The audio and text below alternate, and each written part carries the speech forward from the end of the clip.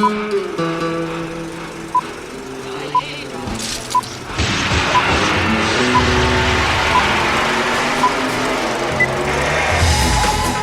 to the Reviews Without Remorse podcast with Joe, Kyle, and Ray. Be warned, the discussions in this podcast will contain detailed spoilers. Enter at your own risk and enjoy the show.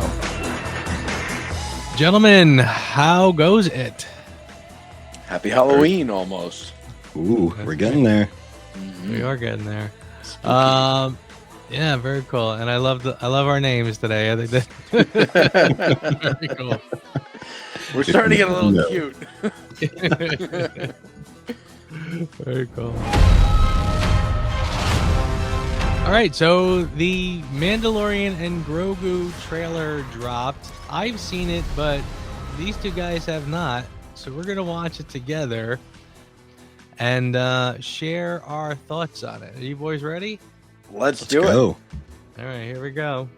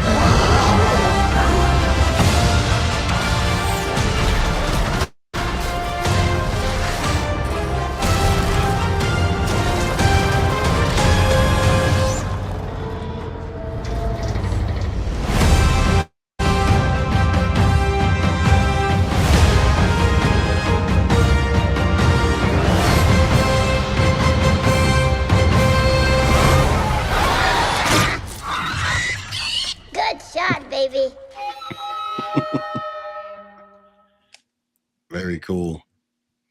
Did I catch a glimpse of a different Mandalorian armor in there? There was a quick shot with Grogu sitting there, and it looked like the armor was a little different. Could be. Or it's another Mandalorian character. True. That looks pretty good. I have to say, I used to be, and I guess I still am, a huge Star Wars fan, but I've kind of become jaded and a little bored by some of the stuff that Disney's put out. I haven't seen Andor. I'm a season behind on The Mandalorian. I haven't watched The Acolyte or anything like that. This might get me back. This could pull me back in. Some of those visuals look really good. I think the font of the title looks really cool. It looks like, an old adventure serial, which is what the best of Star Wars used to be. So, yeah, I'll take a look at this movie. IMAX or bust. It looks good. It looks fun, and that's exciting. Mandalorian. I've never been like a huge Star Wars guy. Like, I appreciate the original trilogy. I've seen maybe one or two of the follow-ups or prequels, but Mandalorian was really, really good, and that looks fun. Nice. You know how there's always one turd in the punch bowl? Oh, no. Someone has to be. It looks comic booky. That looks like it'd be a good time. Yeah, I feel like it looks like what Mandalorian season 3 should have been, probably. Yeah, I kind of saw this and I was like, yeah. You know what it is? It's not even so much that this looks bad specifically, although to me it looks like, honestly, like another season of the TV show. I don't think it looks exactly cinematic, and quite frankly, I was sort of marveling why do the AT-ATs look small? I kind of felt like they looked smaller here than they did in Empire. In Empire, I thought you got a sense of scale. Grandness. Yes, there was and here it looked they almost looked more like miniatures doing it in CGI than it did back then when they did a practical and they actually were miniatures. Um, so I thought it was kind of strange, and I thought just kind of flopping off the edge of the cliff was like whatever. But But I thought that was pretty cool. I thought it was pretty good. yeah, it's gonna be for IMAX, so probably gonna be a lot cooler on the big screen than watching it on the tiny little screen here. But but honestly, this when I first saw this, it kind of brought me into sort of like the bigger problem, which is it kind of made me go back to the idea that Disney just doesn't get it. It's like, when the first season of Mandalorian came out, phenomenal. Just loved it. Absolutely positively loved it. And I said, it was almost like you knew someone who knew Star Wars and had talent snuck in there and got this made. Kind of like under the radar, and it was like it almost felt like a renegade thing that it just somehow got in and it got under Disney's radar, etc. Then I feel like, as usual, the bigwigs kind of stepped in, sort of took it over and put their fingerprints all over it. We got season 3, which was pretty rough. Now they grab that and they're trying to make a movie out of it when they just should have left it alone. Let it be the series that it is. I mean, and frankly, honestly, I said to myself, well, what might have made this more cinematic? Honestly, if they pulled in what's his face who plays the Winter Soldier, Sebastian Shaw, his name is, who's been, I don't know if you've seen like memes of him, like if you made him Luke Skywalker, it would be perfect. He's a dead ringer for young Mark Hamill. I said, you know what? Honestly, season 2 ended with Grogu being returned to Luke Skywalker. That's where this should have picked up. You know what I mean? Something happens. The Mandalorian gets pulled back in. It's Luke Skywalker and the Mandalorian. Maybe they have to rescue Grogu or something to that effect. That to me could have been like a chapter worthy of a film.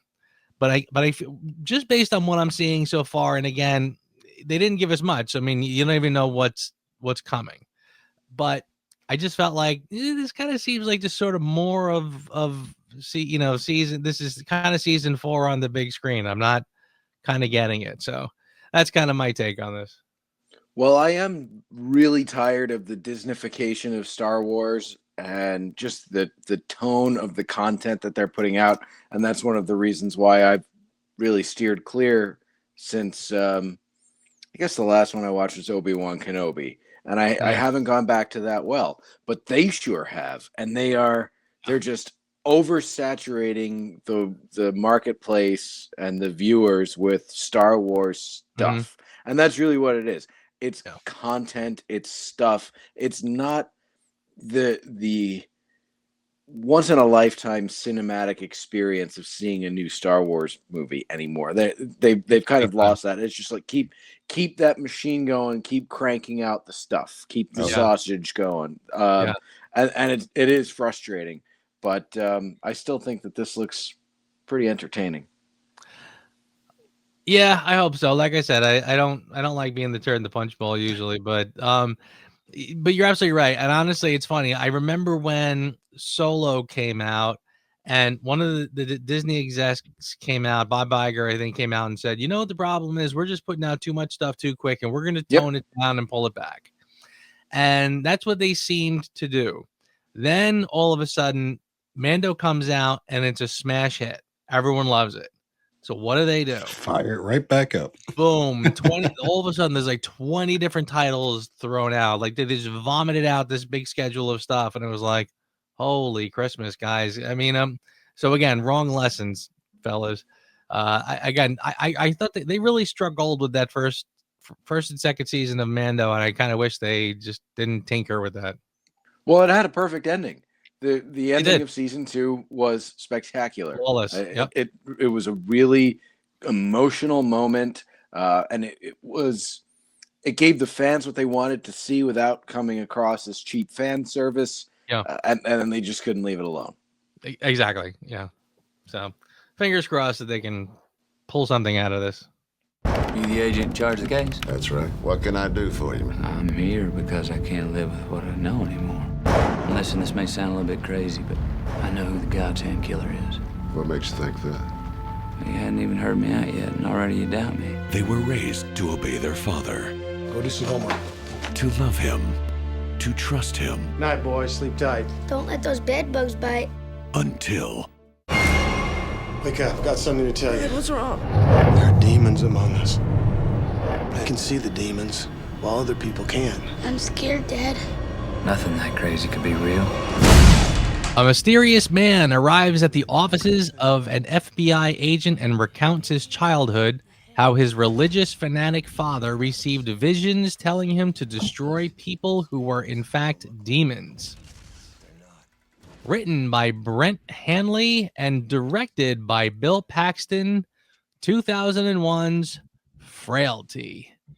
Raymond, this Yes, was sir. one of your top picks for your best horror movies of all time. Tell me a little bit about Frailty. Yeah, so my list fluctuates year to year. It just depends on my mood, but this one is always in my top 5. I think it's a very unique film. It's not horror like as I've said before, like gore porn. It's more cerebral, just like most late '90s, early 2000s horror tended to be. There's a lot more that pop up every now and then once I start like going down this rabbit hole of movies like Frailty. But I just thought this one was unique. It makes you think, makes you question. It's kind of like a M. Night Shyamalan style narrative. Everything leaves you questioning, like what is actually happening in the film. I really loved it, and I don't know if we're doing spoilers or not, but there's some really really good twists, and that's what makes it so great, at least to me. Very curious, since neither of you have seen it before, how you guys thought about the film. Well, I thought I was watching one thing for I would say 2/3 of the film until the first twist happened. And I'm like, okay, now they're doing something a little bit different here. And then the second twist happened, which surprised me even more. So since then, and now knowing what the story is really about and which characters are quote unquote good guys and which ones are bad guys, I think about it a little bit differently. And I'm looking at what happened and thinking, oh, well, there was a clue. And that was something that they set up. And now that I know the ending, I look at the beginning with a completely different lens, which is a really cool way to watch a film.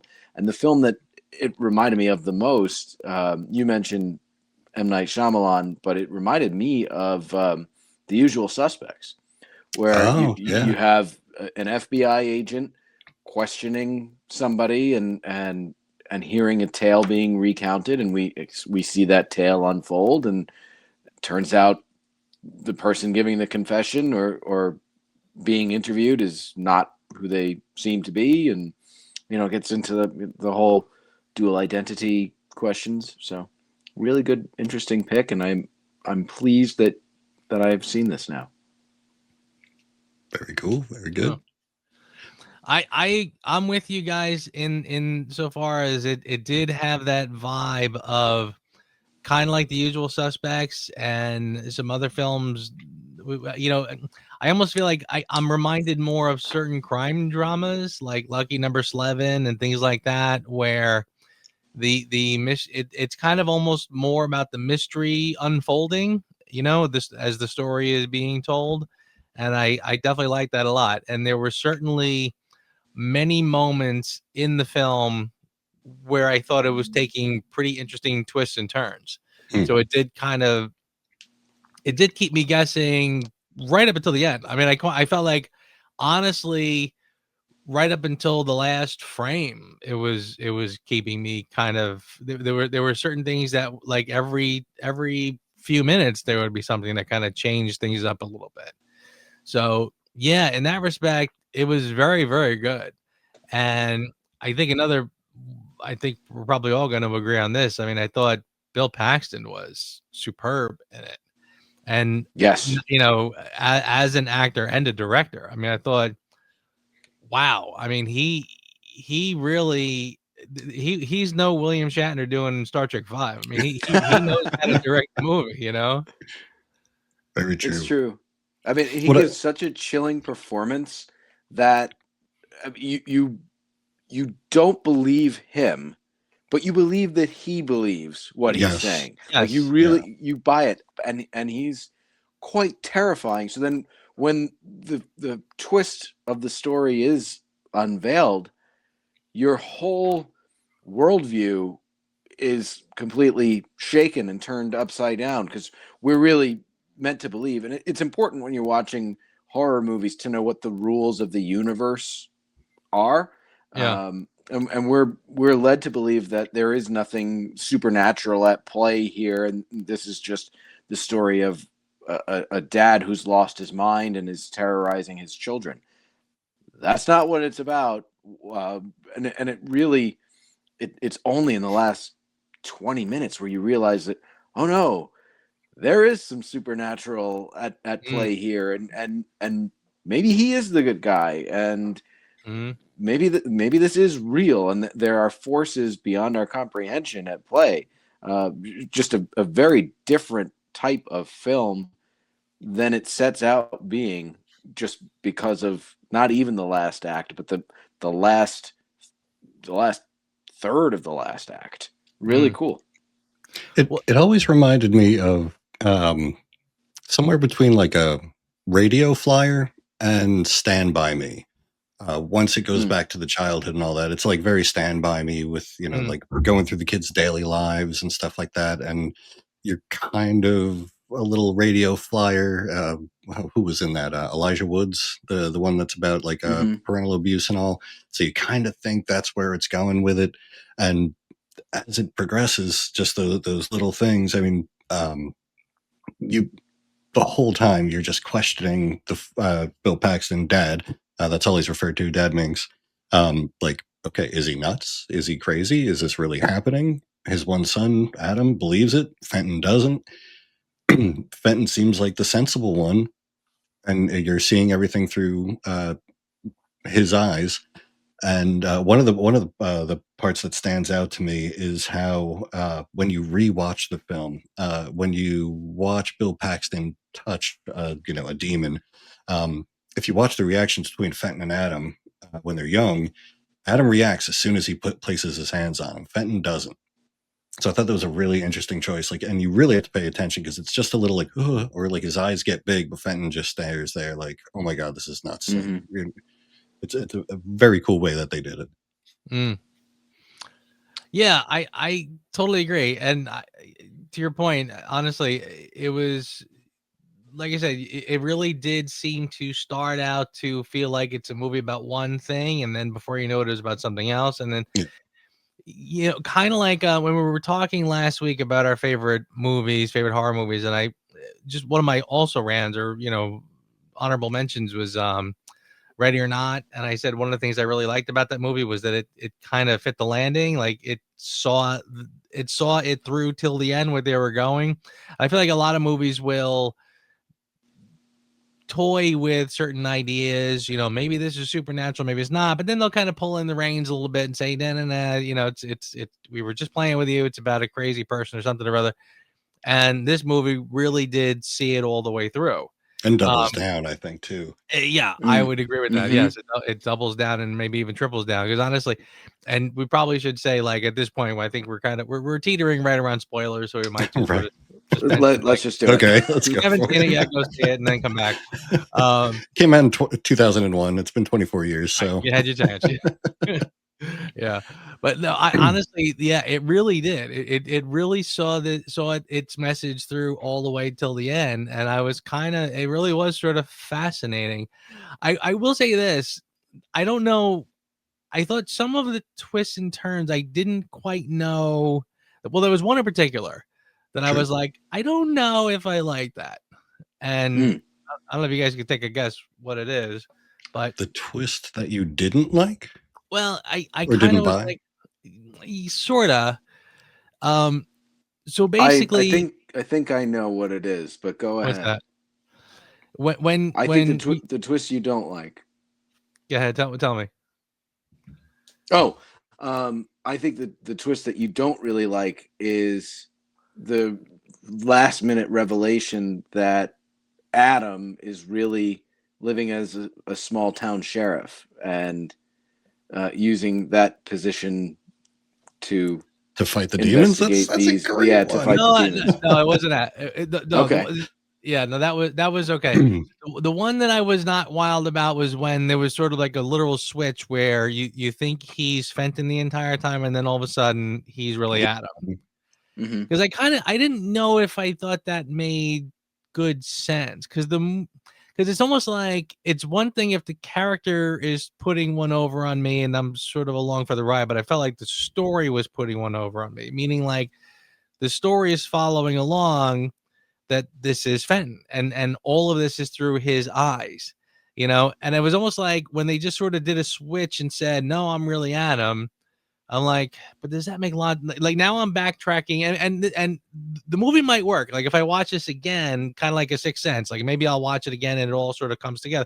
But I'm literally saying to myself, but it's showing me this little boy, like for example, when he's down in the underground in the basement, it's showing me everything from his point of view. So it's almost like, but now the story can't tell me that it's really from the point of view of the kid who was up there the whole time because he wasn't down here for this. You know what I'm saying? Like it was almost like That's true.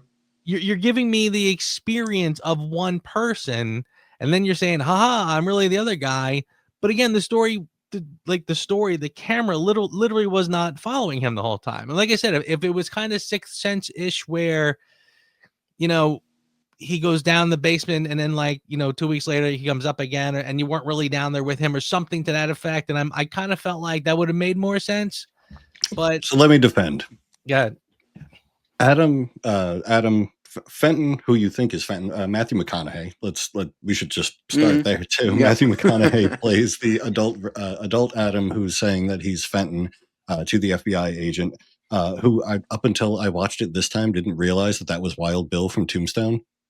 Yeah, Powers Booth. I didn't put okay. that together. Oh, right. But anyway, Matthew McConaughey is building his alibi to close the God's Hand killer's case by saying that Adam, who's really Fenton, who shoots himself at the beginning of the movie, that's really Fenton. He's saying that's Adam because he's really Adam. So he's building the alibi, and that's why he's telling the story about, oh, that was him down there, and he's the one that's going through all this. So he's making up the story about, oh, I finally saw God.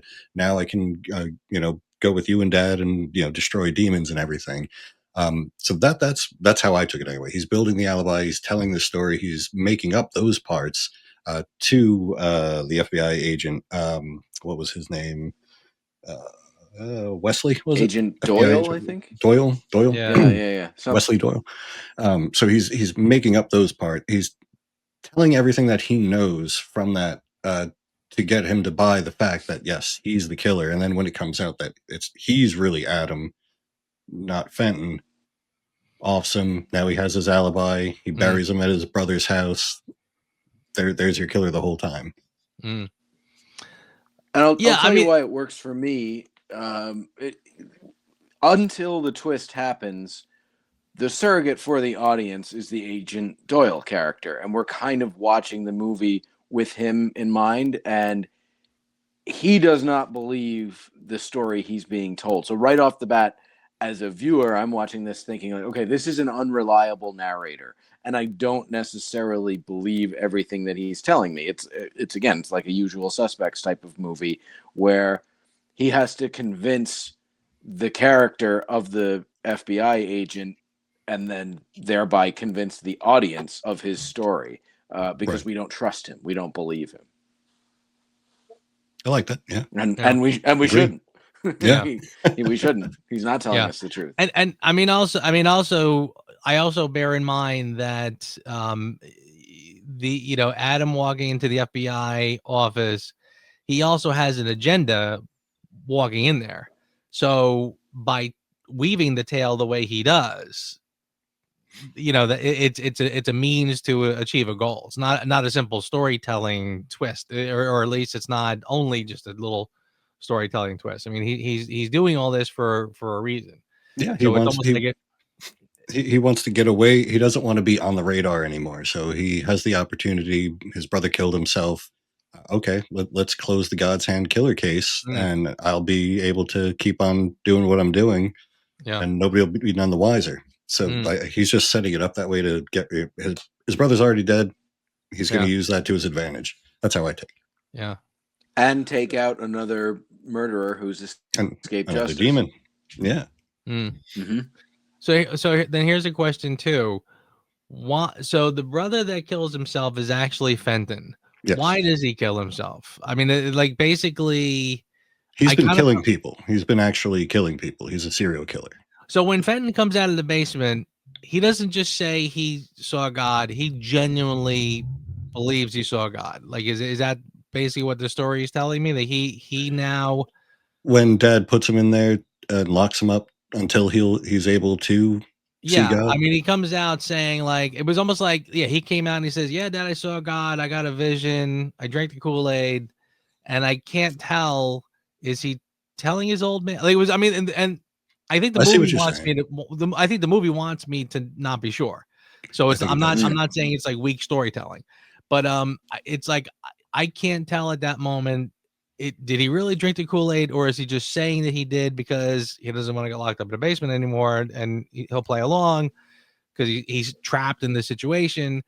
But then if you cut back to the idea that he shot himself because I see demons all over the place or whatever, and again, the story could be telling me that experience really did traumatize him and make him kind of go into the serial killer. Yeah. Or maybe he's literally just is seeing demons. I don't know. I mean, and again, I kind of feel like the way the story ends, it leaves it so that it could kind of be either one. I think they leave it up to interpretation. And I mean, the first thing he does when he comes out is kill his father. So. Right. And the way I read it is he does not see demons. He does not buy into the supernatural elements. He just tells his dad what he wants to hear so he can get out of the basement. But he's still so psychologically damaged. He's just snapped, and that's why he becomes a run-of-the-mill serial killer. I mean, he's just going out killing people. It's not any sort of divine retribution. It has nothing to do with what his father did. He's just doing it because he's lost his mind from what he's been exposed to from a very, very young age. Yeah, agreed. That's how I read it, but I think you could look at it the other way.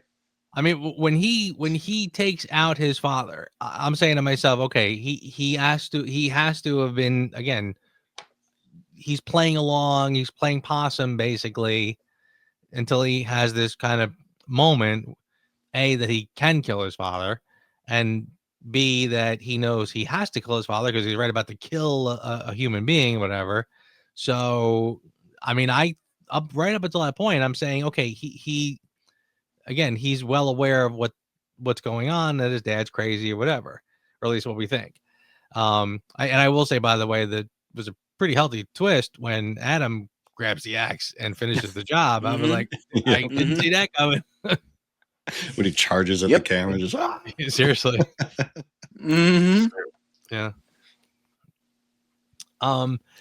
Also, Ray, another thing that you alluded to, I did find it very fascinating, and it was for a movie like this, there's almost zero gore.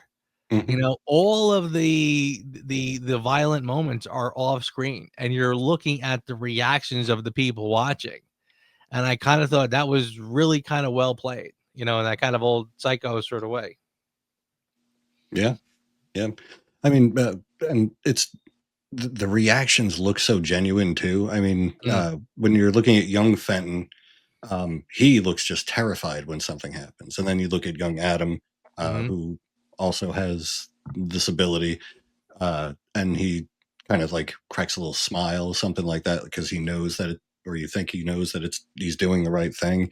They look genuine, and like you said, there's no gore, no blood. I think the worst you see is what is it? Second or third demon that they destroy, the biker dude. He gets cracked on the head with the pipe, but doesn't get knocked out. Mm, I think that might be like the goriest thing you see. yeah.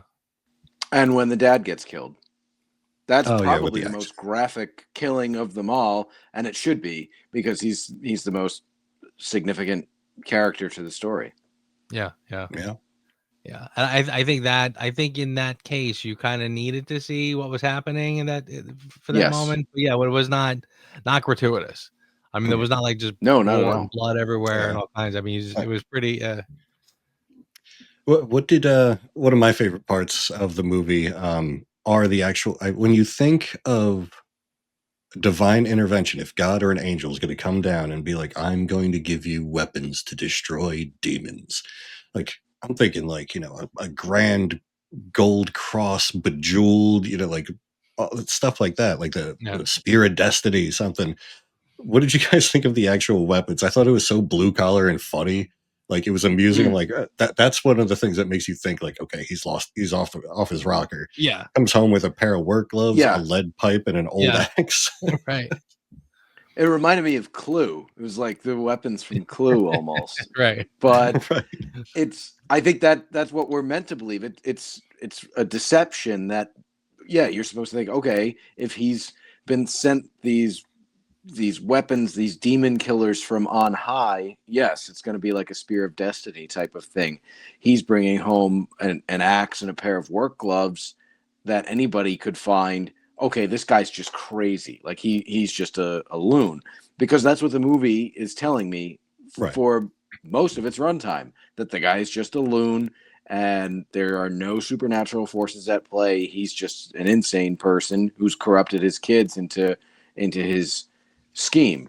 So I think that's actually a really good red herring. It Yeah. is. It is. I love the way they shoot it too. Like when he discovers Otis the axe, which is oddball, one of my favorite like movie props.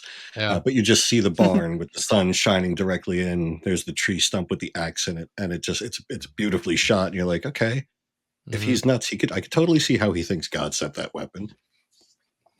Yeah. Yeah, no, I tell you too, that was you're absolutely right. It was brilliant because, to your point, it was like seriously a lead pipe.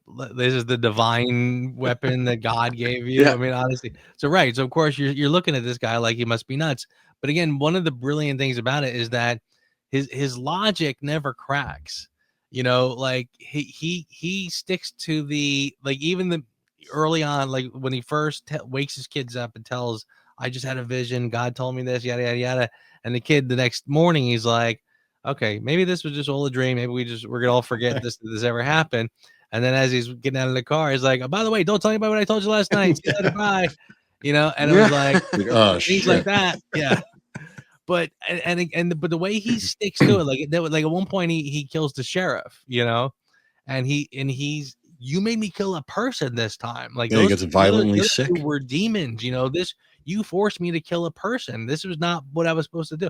And it was like, I mean, so he never, his internal logic never flinches. Like he sticks with what he's, so it's almost like you think he's crazy, but he's not just, slathered in peanut butter Looney Tunes crazy. I mean, Tucking it in, doing the he's dance. got right. You can see the method to the madness, so it's kind of hard to argue with him. You know what I mean?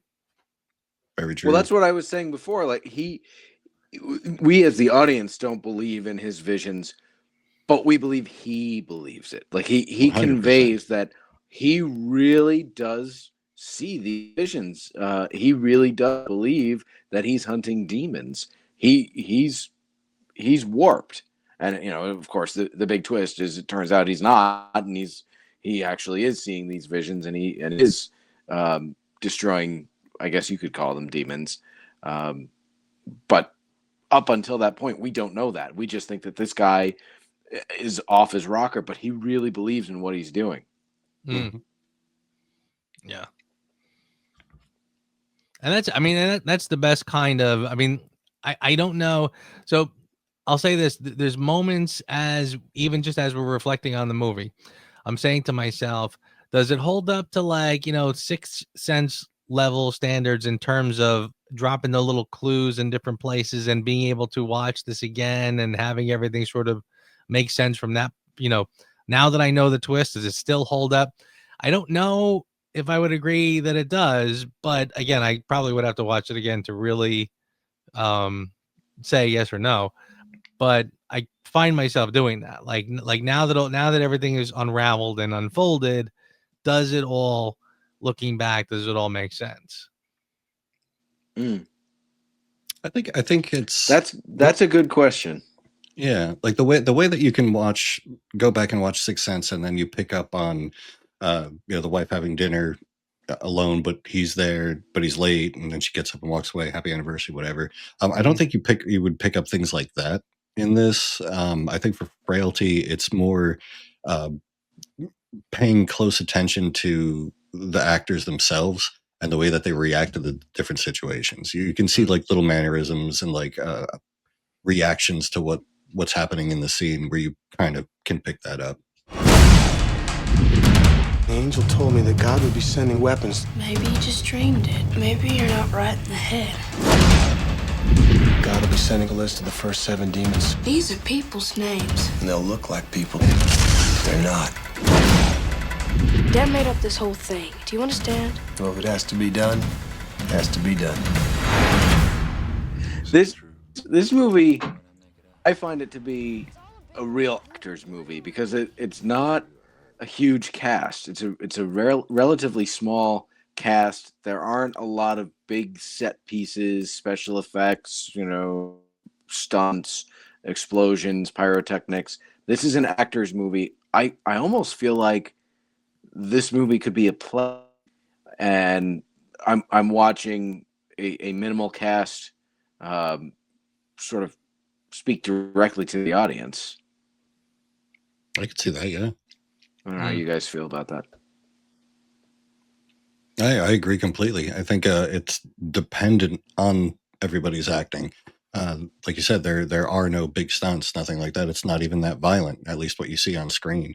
So it's totally dependent on the emotions and the acting from the actors. Yeah. No, I would totally agree. This is absolutely an actor's movie for sure. And again, I think it's probably, because we know Bill Paxton so much as an actor and the fact that he's a director in this film, I feel like when that happens, you do get when the actor becomes a director, I think you do get films sometimes that really are actors' movies, meaning it is very much Yes. a rich exploration of what the actor can emote and the stories that he can tell through his expressions, that kind of thing. It's an actor's sort of a movie because he comes from the world of actors. So yeah, I think he counts on his cast to be the thing that you're sort of glued to as you're watching the story unfold, and I think it works really well. He knows how to he knows how to work with his actors. You're getting the full Matthew McConaughey voice in this movie. Oh yeah. All right. I swear was to waiting God, for all right. there was a couple times in the movie I thought he doesn't even look like Matthew McConaughey in this movie. He sounds He looks like very young. very almost so young that it doesn't even really look like him yet. And it was just certain moments where I kind of thought like he looked little different than I'm used to. I like how he was so, I don't want to say dry. That's not right. But like didn't show much emotion. He was just kind of PTSD like throughout the whole film and just kind of monotone doing Matthew McConaughey. And here's my story. But That is what it reminded me of too. I mean, I wrote down shell shock as he's telling the story. I mean, that's the expression that he's giving off. It's just the fact that he lived with such trauma, and even saying it is difficult because it has just completely stretched his psyche to the point of snapping. And again, that's what we're led to believe. Things are a little bit different. Things are not as they seem. Yeah, agreed. Question: who was the blonde girl in this? At the secretary for the sheriff at the end. Yes. Like, I think by the time when at the very last frame, and she sort of walks into frame, and the two of them are kind of hugging like they're together. That's his wife. Yeah, All and of a she's sudden now, pregnant I with was his sort of kid. was she? I mean, I don't know. I was sort of backtracking, and I'm like, I know I've seen her throughout the movie as the secretary, but was she more than that? Like, I think she's Adam Well, or Matthew she's his McConaughey's wife. wife. Yeah, and pregnant with their kid, okay, leading to a next generation of demon slayers, allegedly. gotcha. Okay, yeah. Yeah, I mean, and I'll say that too. I mean, honestly, I thought that's one of the things I thought was really satisfying about the ending was that when it really, first off, the fact that Powers Booth was somebody, I thought, oh, this is kind of okay. That's another twist. I mean, honestly, I really did feel like this movie was great because it was one of those where it was like just onions in the layers and layers that is sort of, unraveling. Um, so all of that was terrific. I mean, honestly, I felt like every few frames I'm kind of getting like a different twist, something happening. Um, so I thought that was pretty cool that he was one of the demons too. Um, but yeah, I mean, so by the time you got to sort of the very end, and now he's the sheriff and the whole bit, I mean, I kind of thought like, and then basically when it's like, yep, got another demon or something or other, and she says praise the Lord or something or other, I'm like, wow, this movie really did just see it through all the way to the end, and I thought that was really damn impressive. I loved when the what's his I don't remember the other FBI agent, the younger FBI guy, when he comes in and, Yes, to yes, the yes. to the sheriff's office and stares at him. He's like, he walked right up to him and he's just and doesn't realize it's him. And they even say that, like, I just can't remember when they're at the FBI's office. None of the surveillance footage was working. Everything's blurry, and walks right up to him, and he's just no clue who he is. Shakes his hand, all that stuff. Like, I love that twist too. Yeah. Well, and I love the bit where he shakes his hand and he holds his hand for a bit and he says, You're a good man. "You're a good man." Yeah. That was pretty cool. I like that.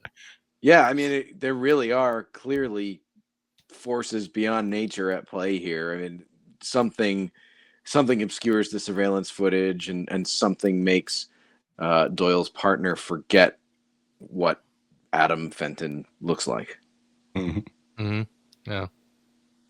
I mean, that was definitely the vibe. Like, again, when they're showing the footage and the footage is all just kind of pixely in the wrong places and breaking up here and there, and it was like, just like he would say, like, that's God, shielding him from whatever, protecting him and stuff. It's like, okay, there you go. Yeah. Again, I mean, the movie at I some thought point Powers the movie makes a commitment. It's good. Yes. I thought Powers Booth was an interesting choice to play the FBI agent, at least initially, because he has such a malevolent screen presence. He really is a powerful actor, but it's almost always, even when he's playing the quote unquote good guy, he does have something not quite right about him. Not that he looks strange, but it's usually the way he interprets characters. There's always that little bit of sadism, a little bit of darkness. So seeing him as quote unquote the good guy for the first 2/3 of the movie, and the audience surrogate, was the first clue that things are not they seem. Which is an interesting casting choice. I think if you put somebody in there who was a little bit of a friendlier face, somebody that we're used to seeing playing the morally upright cop, I don't know how that would have played, if that would have been more shocking, or if it would have kind of diluted the whole mystery. I think making things right off the bat, things are not as they seem, makes it a little bit spookier. Yeah. Well, that was an interesting thing they did in this movie too, is that for at least like the first two people, he drags this woman down to the down there, and then this kind of fuddy-duddy man, both of them looking like they couldn't hurt a fly if they tried. So you assumed that he was just grabbing innocent people and just doing this crazy thing. By the time you got to, is it the biker I'm thinking of? The guy just pops out his Yeah. front door, cussing Yeah. out his wife, and the Yep. whole bit. Like, obviously, this guy is a bad guy, right? So it was kind of interesting how it was like I guess it was almost like the story was ready to tell you certain things that this time it's a bad guy or something or other. But yeah, I thought your point is good, that Powers Booth kind of keeps you guessing, because he kind of seems a little odd to begin with, because Yeah. I like just the fact that he's very skeptical and that kind of stuff, and he's almost confrontational for some reason, like he's mocking the story. Yes. And he would say, like, I haven't even like started telling you stuff and you're already doubting me. Why? Like, it's kind of weird. And he's like, well, whatever. Interesting. I've always thought Powers Booth, to me, he's like, he it's gonna sound really weird, but I remember like seeing him in things growing up. I thought like he's the quintessential grown up. Like, he was the perfect guy to play the soldier in Red Dawn, Yeah. because The down pilot. yeah, because he totally seemed like that was perfect for him, because he kind of countered the young crew by being like the grown up in the group all of a sudden. I kind of feel like whenever I see like actors these days, and again, it just could be that I'm getting old and I see actors that it always drives me nuts. Like, they'll cast somebody who's supposed to be a grown up or something or other, but they just kind of look so boyish to me, and it always kind of rubs me funny. But Powers Booth to me looks like he's a grown up. Like, that's what a grown man should look like. So I thought, yeah, so he was really good in this, and you're right, because of the fact it's almost you can't tell if you like him or you don't. It made him pretty perfect for this part. Yeah, there's a mean streak to his acting. Yeah.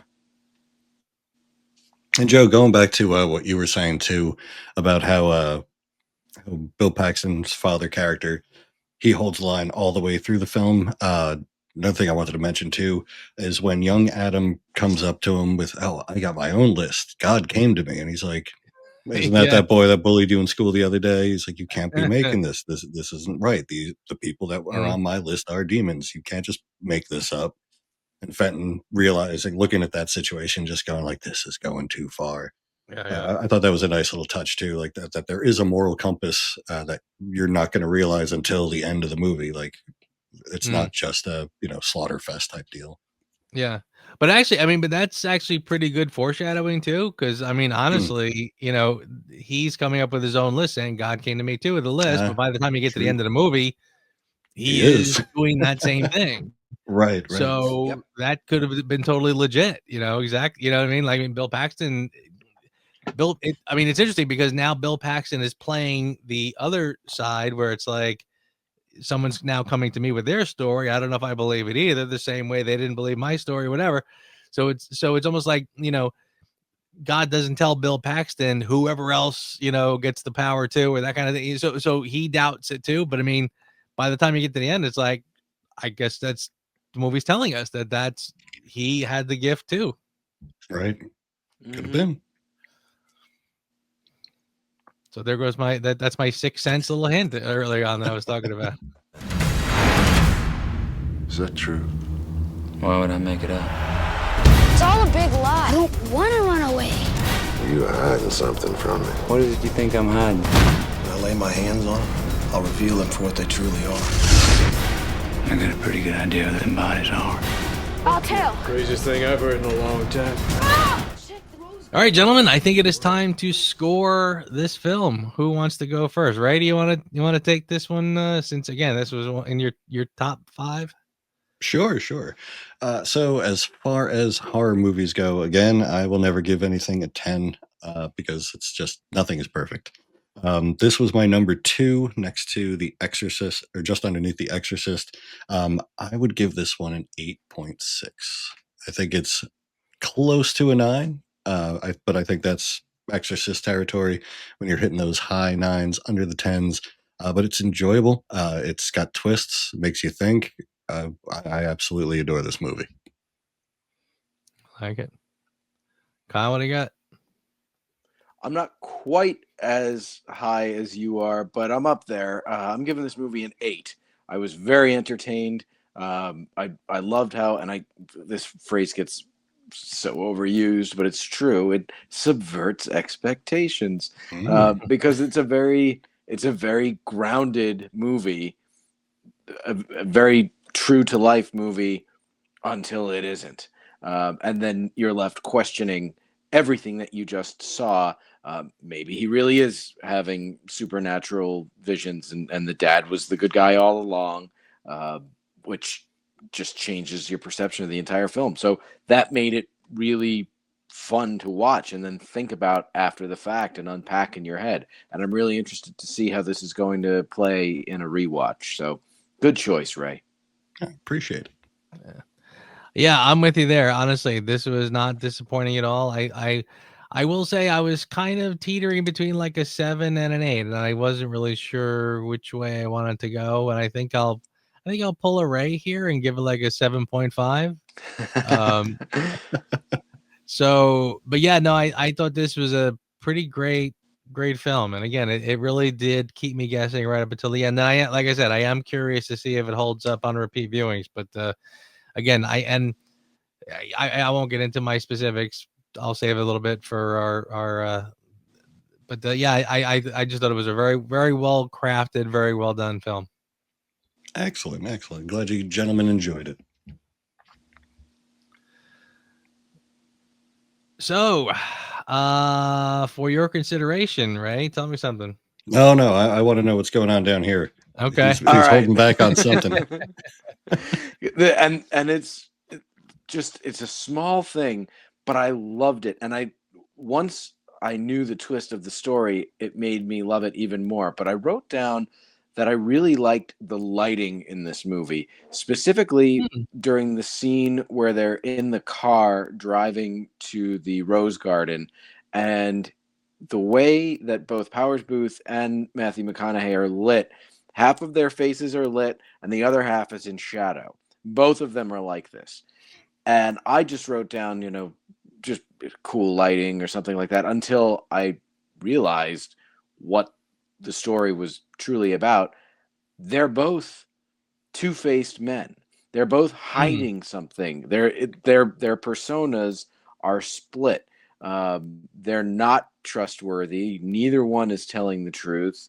It is they have a mask on, obscuring who they really are. So I thought that was a really subtle but brilliant bit of foreshadowing that if you watch it again, knowing the twist, you're like, oh yeah, I see what you're doing here, Paxton. You're telling us that, these are both two-faced guys. So that's the thing I really wanted to highlight. Kyle, I've seen this movie. I can't tell you how many times I've never picked that up. That is awesome. I was going to go back about that one. I'm going in and watching it again.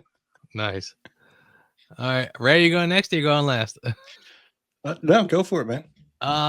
Mine'll be kind of easy. I want to give it to Bill Paxton, both as the actor and the director, because again, I thought for I feel like a lot of times when actors want to cross into directing, maybe 1 or 2 movies they got the training wheels, and then maybe they pick up steam and whatever. But I thought he came out of the gate really strong with this one. I mean, he really. This is a film that packs a punch, and to Kyle's great point, again, he knows filmmaking, and it's very apparent in this. So he has a lot to say in this. So he really shined big time. Agreed. For me, you covered Bill Paxton. I'll go with Matthew McConaughey. It's just the iconic voice doing the narration, just like a Cadillac commercial or whatever, car code Lexus. But it's Matthew McConaughey for me, between his voice doing the narration through the whole film, and then when he's on screen, just his presence, his demeanor, everything about him. You're just looking at him like there's something here. Like, say he's not right. And it just delivers until the very end.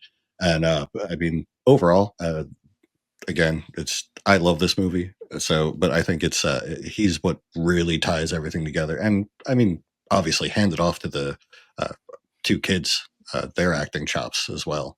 Hmm. Mm. Yeah, totally agree. And Well kids said, can well be said. tricky. So a child star can make or break a movie, and in Mhm. this one, they're both really good. Yeah, agreed.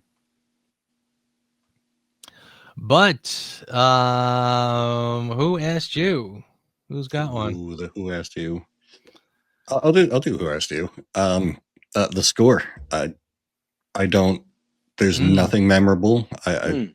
I can't tell you a single scene where the music really like made it for me or anything like that. It's just very unmemorable. I'll agree with you there. I don't remember much about the score of this movie at all. It might be silent. I don't even know. Yeah, I actually, It's yeah, a I lot of remember. I think moody music. I'm pretty sure this was Brian Tyler too, who I like in a lot of other things, but I think this was very early in his career, and it just, yeah, a lot of sound design. It didn't really add too much. Kyle, you want to go? Yeah, and it's a small thing. It's a nitpick, and I don't really have a suggestion to improve it. I just don't love the title. I don't think the title really tells a good idea of what this movie is about. And again, I wouldn't want to spoil the movie by saying like the tale of the demon hunter or something like that. I don't see how the title really connects with the characters or with the plot. So small nitpick, and like I said, I can't come up with something better. So who asked me? That's a really interesting point though, because I mean, honestly, Frailty implies that they're all doing what they're doing out of weakness, but really the that's weakness not of the the case at mind. all. Yeah, but Him again, I breaking mean, and but the everything. film tells us that that they're not doing this out of a mental breakdown or anything. I mean, they're all doing what they've been told to do and not flinching really. So I mean, it's almost sort of counterintuitive, really, if you think about it. That's a good point. Yeah. I mean, unless you're, but even still, I don't know if that even works. I mean, unless you're talking about the frailty of the people committing the crimes and the sins that that are, but I don't even think that really is it either. So yeah, I agree with you. Okay. See, I just came up with it. The title of this movie, "The Sins of the Father." Ooh. There you go. Boom. The God's hand or something like that. I mean, they call him the God's hand killer in this. Yeah. In fact, actually, you know what? If I had to take a wild guess, maybe originally that was the title, and maybe somebody said, "Do you think really we should really call the movie the God's Hand if it's about right, murder, murdering or whatever?" Maybe there's a last minute change or something. So interesting point. Mine is, I've already said mine, so I'll just sort of stick with this. Is the twist of him being the other brother halfway through, I thought was a tiny bit off, and I think that if you're going to, and again, I might watch this film again and maybe I'll take it back, but basically from what I was getting from the film, I think if you're going to do a twist like that, you probably really want to cover your tracks. And I think probably throwing in just a couple of those clues along the way to suggest that this is that it stands to reason. Maybe things happening to the other brother could have been shot in a way that it obviously came from the point of view of the other brother, or just little camera tricks or things like that could have done that and kind of made you sort of go, oh, now I get it. Instead it just kind of felt like it was a little out of left field. So just probably a couple little tweaks there could have finessed that a little bit, and that again, in the spirit of, if I were there and I was going to make a change, that would have been mine. Good choice. Yeah. Can't argue that. And I just want to say too, like this is what I miss about Blockbuster Video and Mr. Video, those mom and pop shops. Yeah. Because when I found this movie, that's what it was. It was strolling through, looking at the cover, and that was it. I read the back, boom. All right, let's go. Like you don't get that feeling anymore. All those little hidden treasures like this. Yep, totally agree. But it's true. Bill Paxton. Those were demons, so why can't you see that? Matthew McConaughey. Tell me the truth. Sometimes truth defies reason. You're crazy! Only demons should fear me. You're not a demon, are you?